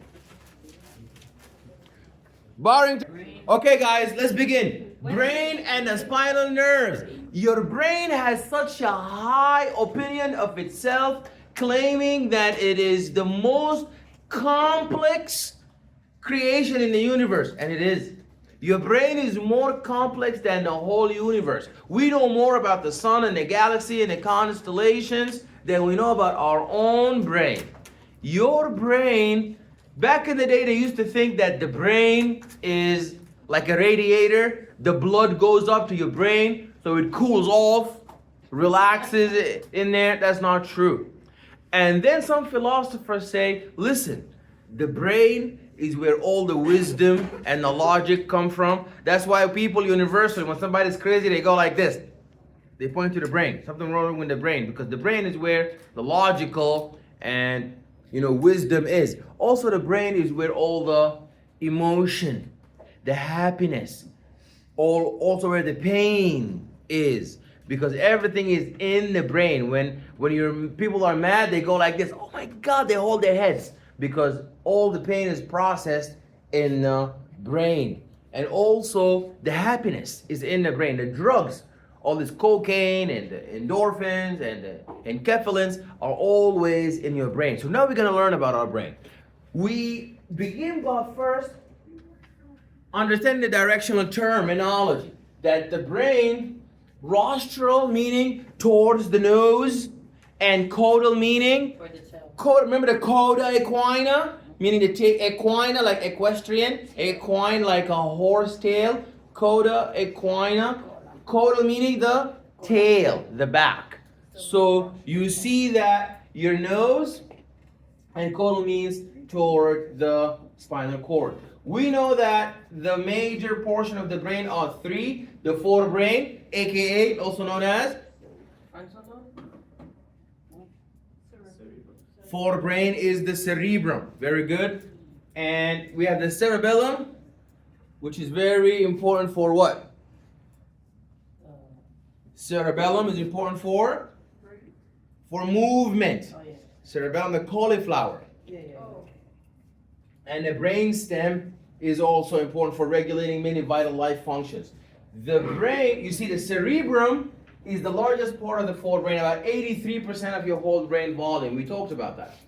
and there are two half globes, pairs of half globes, and they meet together in the corpus callosum. In the bottom, there's the root at the bottom where nerves are combining your right and left side. They communicate with each other. They communicate with each other through the corpus callosum. Are they intertwined like plexus or no? So the plexus are nerves that are coming out. No, like braided. Are they braided as well or no? So the braids are branches that come off your central nervous system. This is the central nervous system. We're not going away like a braid. You're Yeah. staying there. Yeah, because you're in there. Right. And there is a longitudinal fissure, it's like a deep groove that separates the cerebral hemispheres. You know the huge groove in the middle between the right and the left brains? This is called the longitudinal fissure. And this is the corpus callosum. You need to know it. It's a thick bundle of nerves at the bottom of the longitudinal fissure that connect both hemispheres. The cerebellum.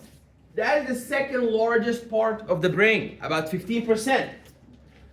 Located posterior in the posterior cranial fossa, separated by the cerebrum by the transverse cerebral fissure.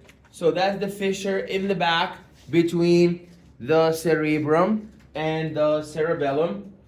Remember, the longitudinal fissure is the fissure between the right and left brain. The transverse fissure is a fissure between the cerebrum and the cerebellum. Cerebellum.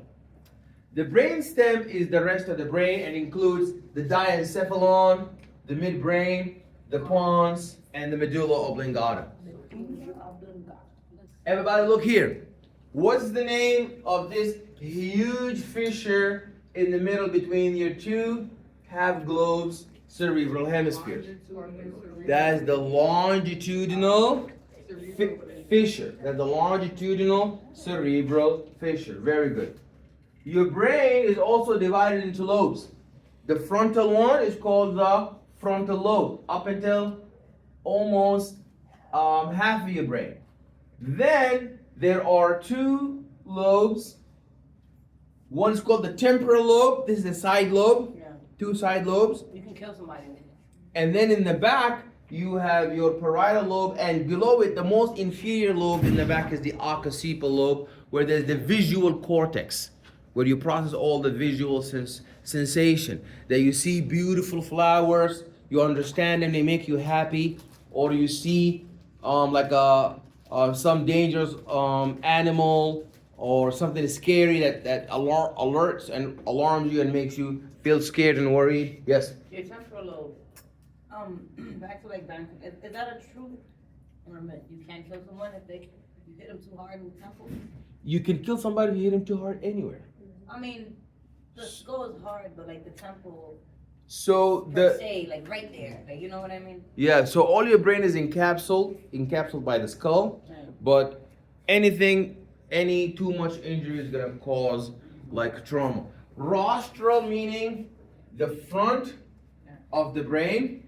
Rostral means the front of the brain, and caudal means towards the back. You see the cerebellum? And this is the brain stem. That is the brain stem. That's your actual brain now. You see that this is the temporal lobe. The entire lobe here is the temporal lobe. And you see that's the pons. This is the cerebellum. That's the medulla. That's the spinal cord. And you see here, these are different gyri, like big fissures. And it shows you your frontal lobe. Frontal lobe is important for judgment, for emotion, for decision making. People who have damage to different regions of the brain, they show different clinical symptoms and signs. Yes? I was gonna say, do you think that people with bad eyesight, it's like a vitamin and mineral thing or like an occipital lobe thing? Bad eyesight, it depends. It could be something intrinsic to the eye. It could be some problem in the optic nerve. It could be some problem in the visual cortex in the brain. It could be cancer. It could be anything. It could be just stress. They are just stressed out and worried. That causes it too.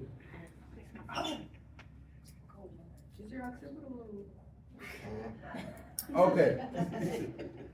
You look now and you see the frontal lobe, and this is the corpus callosum, where there's a bundle of nerves that bring together the right and the left hemispheres. Okay. We have the cingulate gyrus, and you have the corpus callosum, and you see here that is cerebellum, and this is the pons. The brain is composed of gray and white matter. Gray matter contains nerve cell bodies, dendrites, and synapses. Cortex means always the roof, which is opposite of the medulla. Medulla means the base. Cortex means the roof, the surface. And if you look at the surface, there's the surface of the cerebrum. The nuclei represents deeper masses of gray matter surrounded by the white matter. White matter is composed of tracts, bundles of nerve fibers, and they are deep to the cortical gray matter in the brain, and they connect one part of the brain to another and to the spinal cord. Now, your brain, just like you don't look the same way you did when you was a baby. You don't look the same way you did when you were a teenager. You're not gonna look the same way now as you would in 10 years, in 15 years, in 20 years. So, the brain begins to form from the neural crest, which is a longitudinal cone on each side of the neural tube formed from ectodermal cells. It gives rise to two inner meninges. So most of the peripheral nervous system and other structures of the skeletal, integumentary, and endocrine systems. So by the 4th week, the neural tube exhibits 3 primary vesicles at its anterior end. We have the forebrain, the midbrain, and the hindbrain. The forebrain is called the prosencephalon, the midbrain is called the mesencephalon, and the hindbrain is called the rhombencephalon. The rhombencephalon.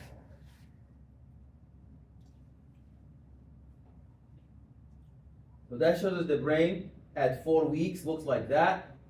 That's the brain at 5 weeks, and that's the brain that is fully developed. The meninges. Meninges are 3 membranes surrounding the brain and the spinal cord. So they lie between the nervous tissue and the bone. They protect the brain and provide a structural framework for its arteries and veins. And from the outermost to the innermost, we have the dura mater. That's the most superficial layer, known as the dura mater. Right below the dura mater, what we have, the spider mom, that's the arachnoid mater. And right below the arachnoid mater, there is the delicate and the soft layer known as the pia mater. Very good. And now we look into the cranial dura mater, and we find that it's made up of 2 layers. We kind of talked about those when we did the skeletal system. We've seen that the cranial dura mater has a periosteal layer, which is equivalent to the periosteum of the cranial bones. And it has an inner meningeal layer. So it continues into the vertebral canal and forms a dural sheath around the spinal cord. The dural sinuses, those are spaces located where the periosteal and meningeal layers separate.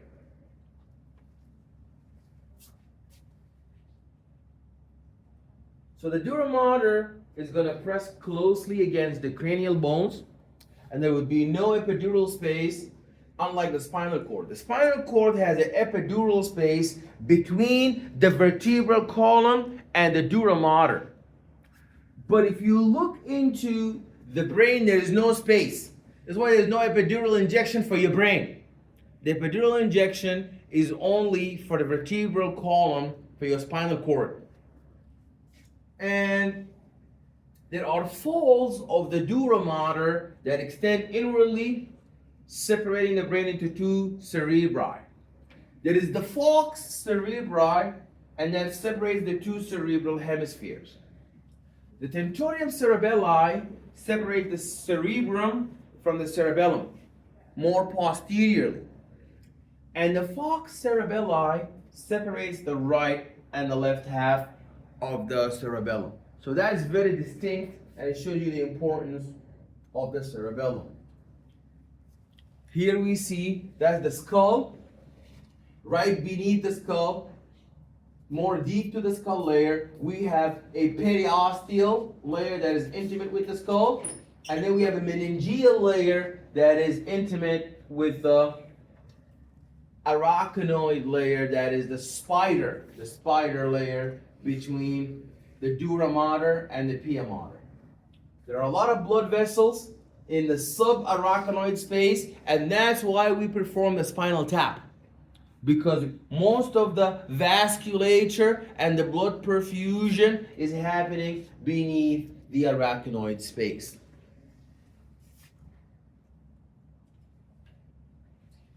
What is meningitis? Meningitis is an inflammation of the meninges. So there is a serious disease of infancy and childhood, and there's an inflammation that is caused by a pathogenic microbial infection. Pathogenic microbial infection, and you see here bacterial or viral invasion of the central nervous system through the nose and the throat. The pia mater and the arachnoid mater are most often affected. They can cause swelling of the brain, enlargement of the ventricles, and there's always hemorrhage. Signs include high fever, stiff neck, drowsiness, and intense headache. They may progress to coma and death within hours of onset. We diagnose meningitis by examining the cerebrospinal fluid obtained by a lumbar puncture. You see, we take a sample known as a spinal tap.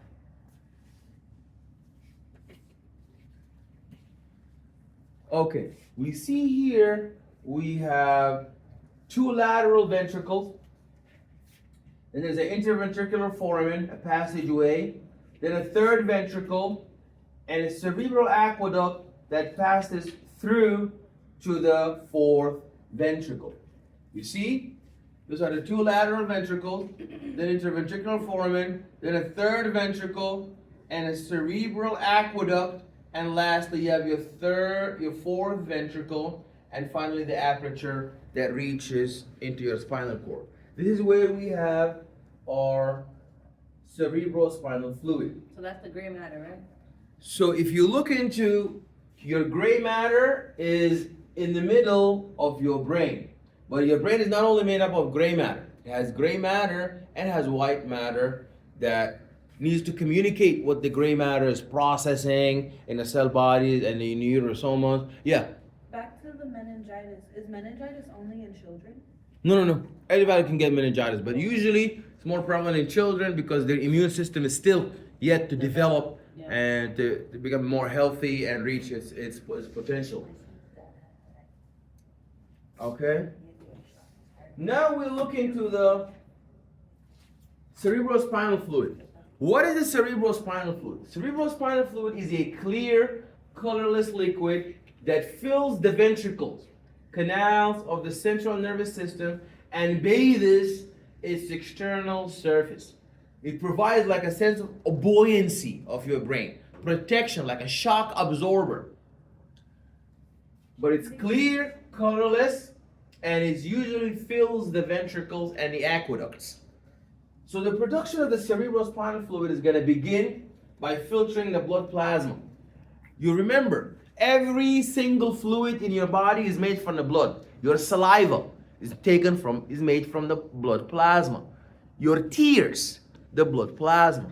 Your synovial joint fluid, from plasma. Your cerebrospinal fluid, from the plasma, always. And you need to understand that the choroid plexus is a spongy mass of blood capillaries on the floor of each ventricle. So this is where the capillaries that bring for us the blood plasma in the brain, and then the brain is able to make the cerebrospinal fluid. Ependymal cells represent neuroglia that line the ventricles and cover the choroid plexus. They line the ventricle and cover the choroid plexus. Ependymal cells modify this filtrate, and compared to plasma, the cerebrospinal fluid has more sodium. This is when you take a sample of blood plasma and you compare it to a sample of cerebrospinal fluid. You will see that the cerebrospinal fluid has more sodium and chloride compared to the blood plasma. Also, cerebrospinal fluid has less potassium, less calcium, less glucose, and very little protein. So that's the yellow thing that when I used to work in the hospital, I used to go to the lab in and out, and it was like a machine like this, and it was like yellow. It's like a yellow liquid, right? That's the plasma. I don't know. The plasma is not yellow. The plasma is clear and colorless. Oh, okay. Everybody look here. Where it's blue is your cerebrospinal fluid. So the cerebrospinal fluid is secreted by the choroid plexus in each lateral ventricle. The choroid plexus is the blood vessel vasculature, the capillaries that bring the blood plasma to the brain so the brain can take it and make cerebrospinal fluid from it. So the choroid plexus bring the blood plasma to who? To each of the lateral ventricles. The cerebrospinal fluid flows through the interventricular foramen into the third ventricle. Flows into the interventricular foramina into the third ventricle. Then the choroid plexus in the third ventricle is going to supply and add more cerebrospinal fluid. Following that, the cerebrospinal fluid is going to flow down the cerebral aqueduct to the fourth ventricle. And the choroid plexus in the fourth ventricle is going to continue to add more cerebrospinal fluid, and the cerebrospinal fluid is going to flow out the two ventricle apertures into the one median aperture in the middle, and the cerebrospinal fluid is going to fill the subarachnoid area to bathe and provide like a shock absorbing environment around your brain to protect your brain from shock and trauma and damage. So these are the functions of your cerebrospinal fluid. Number one is the buoyancy. So you see that the cerebrospinal fluid allows the brain to attain considerable size without being impaired by its own weight. Imagine there was no cerebrospinal fluid. Your whole brain is gonna hit the bottom of your skull, is gonna get damaged. If the brain rested heavily on the floor of the cranium, the pressure would kill the nervous tissue. The pressure is going to kill the nervous tissue.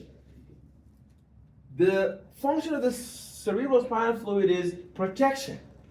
It protects the brain from striking the cranium when the head is jolted.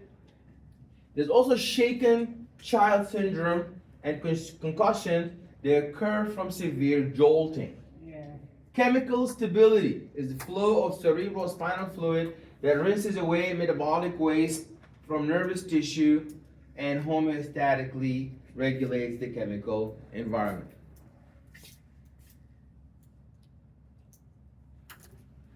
Blood supply to the brain. The brain only contributes 2% of adult body weight, but receives 15% of the blood. Neurons have high demand for ATP, oxygen, and glucose. You see, during times of starvation, when your body is striving and starving for food, there is not enough sugar in the body, not enough food, not enough nutrition, then all the body is gonna leave the sugar for who? Brain. For your brain.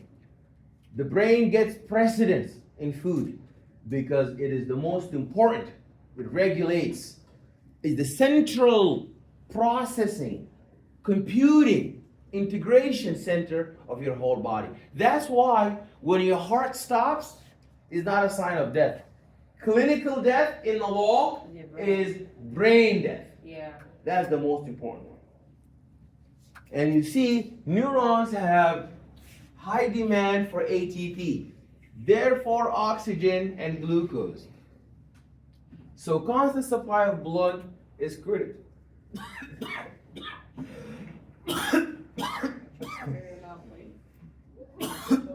It's critical.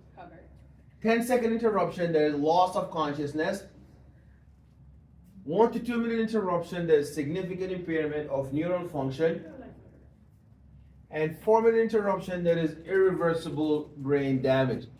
If your brain does not get blood for 4 continuous minutes, then it will damage beyond salvage. Yeah. Damage beyond salvage. It'll be harmed without healing. 1 to 2 minute interruption, significant impairment of neural function. As the brain stem is made up of the diencephalon, which is the thalamus, the infundibulum, and the mammary bodies. And the midbrain is made up of the cerebral peduncles. Then you have the pons. And lastly, the medulla oblongata, which is made up of the pyramid. And lastly, you have the spinal cord. So your brain stem is actually the diencephalon, which is the thalamus and the infundibulum. And then the midbrain, which is the cerebral peduncles. And then you have the pons. And lastly, the medulla oblongata. The diencephalon, you have the thalamus, the geniculate bodies. In the midbrain, you have the colliculus, and lastly, you have the pons, and finally, the medulla oblongata. This is just for you to understand. If you look at that, you know that's your Brainstem. brainstem. Right. You don't need to know the details, only what is on the homework. Okay? Fantastic. Okay. All ascending and descending fibers connecting the brain and the spinal cord pass through the medulla. That's the importance of the medulla. All, not some, not most, all ascending and descending fibers connecting the brain and the spinal cord pass through the medulla. Now you understand why it's so important and why damage to the medulla oblongata means loss of most motor and sensory function, because all ascending sensory input afferent neurons and all not goes there, passes through there. It's not going there. Where is it going? Passes through there and goes back down to the spine. It's going to the cortex. Remember the third order neuron? It's going to the cortex, but it passes through there. So it's very important to have a healthy medulla oblongata. And you see, those are examples of ascending tracts. The medial lemniscus, actors of the gracile and the cuneate nuclei, they decussate and form ascending sensory tract to the thalamus. Corticospinal tract, from the name, corticospinal. What does that mean? From descending. Descending from the cortex to the spine. Yeah. Inferior olivary nucleus, they relay the center for signals to the cerebellum. Reticular formation is loose network of nuclei extending through the entire brainstem, contains cardiac center, vasomotor center, and respiratory centers. That's a cross section of the brainstem, medulla. See the pons? So the adult brain region that develops from the embryonic mesencephalon, it's about 2.5 centimeters, pretty tiny, the pons. Very important. Now that shows you the medial aspect of the brain. Here we see the pons. So very important figures. So looking at these figures will make you more and more understanding to the structure and function of the brain. That shows here the brain stem. That's the last part of the brain stem, the pons. And the midbrain is the brain region that develops from the mesencephalon. So it's a short segment of the brain stem that connects the hindbrain to the forebrain. What are the anatomical features of the midbrain? There's a cerebral aqueduct surrounded by central periaqueductal gray substance involved in pain awareness. There are continuations of medial lemniscus and reticular formation. Motor nuclei of the two cranial nerves that control the eye movement. There's cranial nerve number 3, known as the oculomotor nerve, and cranial nerve number 4, known as the trochlear nerve. Is that what, when people are deaf and then they get the cochlear implant, is it connected to the trochlear nerve? No, that's not the same thing. Trochlear nerve is different from the auditory nerve. So this nerve here is to control the eye movement. Trochlear nerve is to control the rotation of the movement laterally around the axis Like this. and change it in different directions. Yeah, you got it. Oh, like esotrophic eye, that would be like a eye movement thing and not a eye thing like how it's Isotropic eye. esotrophic. My daughter has that where the muscle in the nerve is weak and it forces the eye to go inward. Without glasses, her eye goes inward. With glasses, her eye straightens. I see. Very interesting. Esotrophic. The tegmentum is within the cerebral peduncle, dominated by the red nucleus. The pink color due to high density of the blood vessels. There are connections that go to and from the cerebellum for motor control. Substantia nigra, you need to know that. We talked about it already. Substantia nigra is important for what? Remember last week when we were talking about Inhibitory signals. inhibitory signals? Very good, but what exactly do we know about the inhibitory signals? What disease is the damage to the substantia nigra is always implicated in? Parkinson's. Parkinson. So Parkinson's disease, what do you see with the patients? They're always shaking, tremor. Very good, tremors.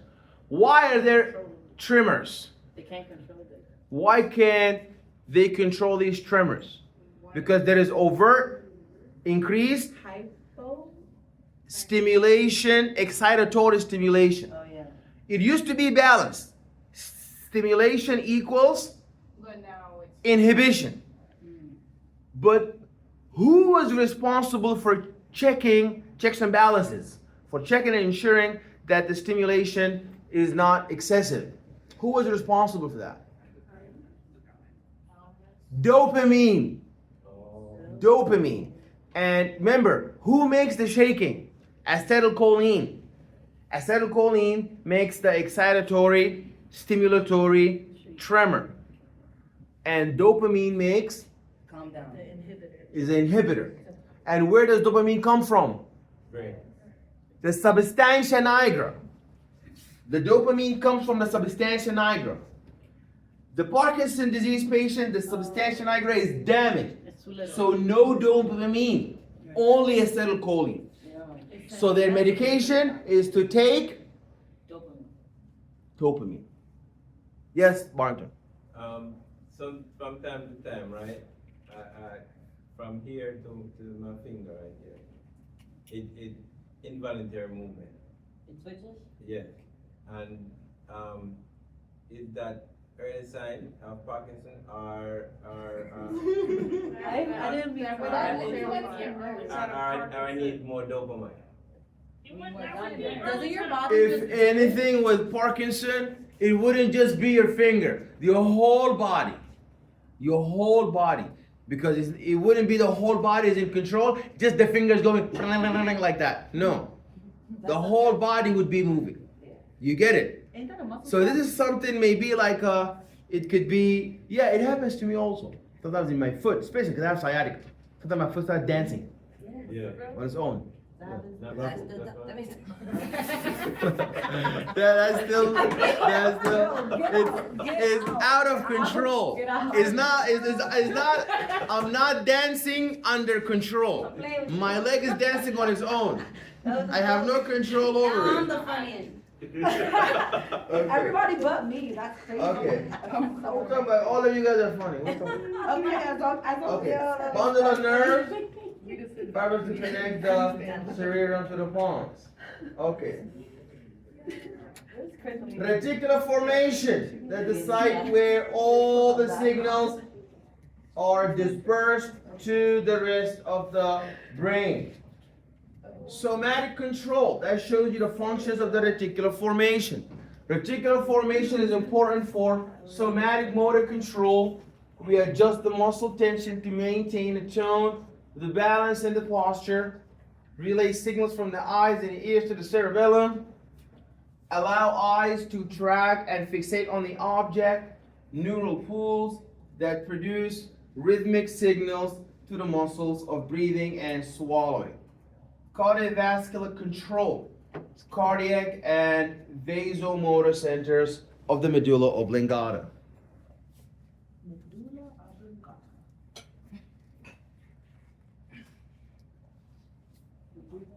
That's the cerebellum. That's the center for controlling planned movement and balance. So you want to make sure that you are balanced, you do not trip, you do not fall. And you drinking Pepsi? I'm sorry. You said you were thirsty. That's making you more thirsty. Yeah, Do you know how much sugar and nastiness is in that Pepsi? Yes. I believe you. And you ate a Snickers. You don't. Oh, Correct. so you don't practice what you preach. You Woo. just preach it. I practice and preach sometimes. First of all, that is diabetes in a bottle. At least get a Coke. Come on. No, this is A better. Coke No, it's better. a Coke has more sugar. Okay. Keep this in the YouTube. All right. Okay. You know, I told you my leg danced me all the way to the vending machine. Because of that Pepsi. That's why. Hey, that's a stanky leg. I have Like that. And touch okay. your, touch your What is the medulla. cauliflower? Guys, what is that for cauliflower? What is this cauliflower?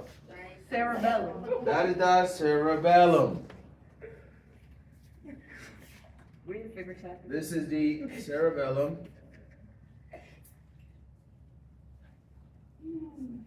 Motor coordination of the Locomotor.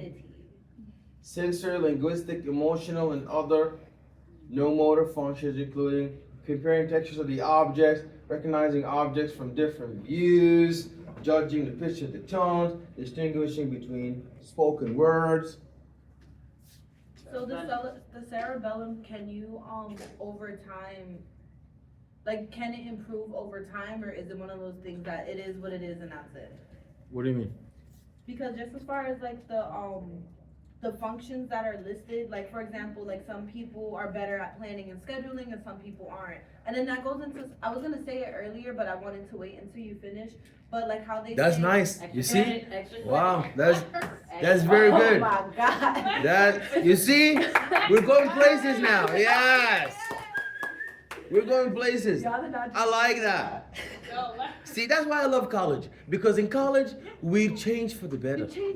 That's good. Because college changed you. No, but Yes. I say that to say that they say that usually women are better at multitasking and being Yeah. able to do multiple things at once. That's why I said I can do 3 things at once, Absolutely. especially being a mom. But is that something that that goes with that? Like, I guess this is the mystery question of the brain that nobody knows. Like, is it just you're born with your brain the way it is and that's it, or does it change and improve over time? Everybody, you see this? Remember when I first began the lecture, I said the brain has a high opinion of itself. It is so complex, and we know more about the universe than we know about our own. Brain. We really don't know, but we know a lot of things. Some people are born with special, you know now they found out there's a disease. If it happens to you, you will speak many languages. It's a disease. Yes, you wake up one day. Oh yeah, and you know start different talking like I languages. came from India. And you start With an speaking many accent. languages. So your brain is very complex. And you're absolutely right. Women are billion times better than men at doing certain things, and men are a billion times better than women at doing other things, is not mean one is better than the other. It means that we have different purpose in the life. Yeah. So we have different. So the man is like, it's like back in the day, like the hunter gatherer. The man is going outside, strong, enduring the heat, and working hard, and hunting and gathering, and running and picking things up, and coming home, and the mom is lovely and carrying the babies and making a hot soup, making a hot soup for the husband. She knows if something is wrong with you, you come home, your wife, she would change you 100%. That's the skill she has. A man can't do that. You cannot come to some man at home and like, I know exactly what you need to feel better. Are you speaking from But experience? your wife, what are you talking about? No, what are you talking about? No Batman. Your wife, No Batman. your wife, your mom, stop. Your wife, your mom, anyways, she is the one that knows how to take the baby and what to feed the baby. Baby's crying, 10 men don't know what's wrong with the baby. Even a doctor. Oh my One God. mom comes in, one woman comes in, she's not even a doctor. She carries the baby stop crying. She fixed everything. So we have different skills and we have different challenges. Men have some challenges in one, and they have benefits. Women have challenges, they have benefits. That's why they complement each other. They complement each other. Adam and Eve. They complement each other. Professor, when you're born, like she said, when you're born with autism or like cerebral palsy or something that you're born with, like a disease or whatever. A birth defect, yes. That's in your DNA, the transcription, everybody knows, your body knows this is how you're gonna be, you're gonna have Down syndrome. But does the brain look different as well? Like your brain? No, right? It's not a problem in the structure. It's a problem in the function, in the way it does its function. But not in your brain. It looks the same. It's not a problem. The thalamus is where we terminate all of our signals. Inside the back end? In the third order neuron. Remember third order The neuron cortex. goes from thalamus to the cortex. Yeah. So all the second order neurons terminate in the thalamus. Therefore, the thalamus we go up to and the thalamus is part of the diencephalon. Yes. Has three major components: the thalamus, the hypothalamus, and the epithalamus. So you see, that's the diencephalon. Is the gateway to the cerebral cortex. You see, remember we said that the thalamus is the gateway to the cerebral cortex because the second order neuron terminate in the thalamus, and the thalamus terminates all the information in the cerebral cortex. Hypothalamus extends posteriorly to the mammary bodies, forms part of the walls and the floor of the third ventricle. And this shows the diencephalon, where there's a hypothalamus. The hypothalamus has many nucleus, thermal nucleus, the arcuate nucleus, and those are all centers to process different variables.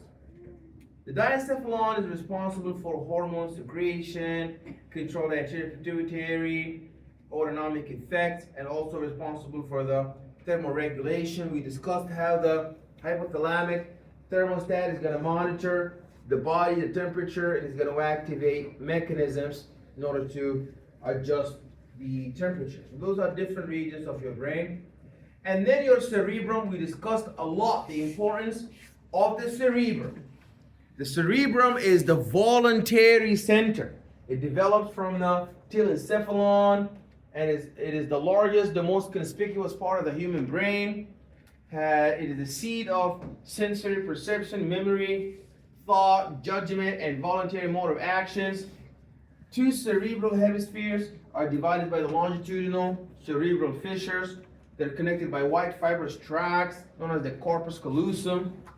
There are gyri and sulci that increase the amount of the cortex in the cranial cavity, and each hemisphere has 5 distinct lobes. 4 of them are named for the cranial bones that are overlying it. You see, that's the frontal, this rostral and caudal. The cerebrum has frontal lobe. Wow. Okay, so let us stop here. We continue the cerebrum next week, okay? If I mark you, what is that? Why did it go all? It knows.